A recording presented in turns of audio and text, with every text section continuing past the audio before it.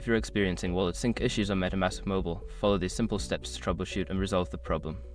This guide will help you get your wallet back in sync quickly. Step 1. Check your internet connection. Ensure that your mobile device is connected to a stable internet connection.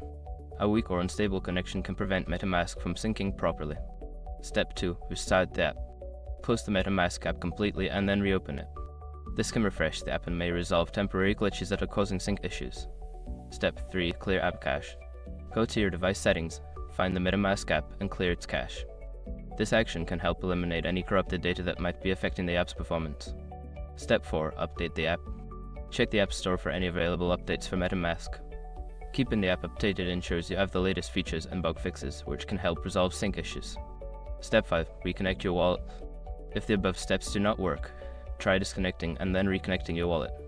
You can do this by going to Settings in the app and selecting the option to disconnect your wallet, then follow the prompts to reconnect. By following these steps, you should be able to resolve any sync issues you are facing with MetaMask Mobile. If problems persist, consider reaching out to MetaMask support for further assistance.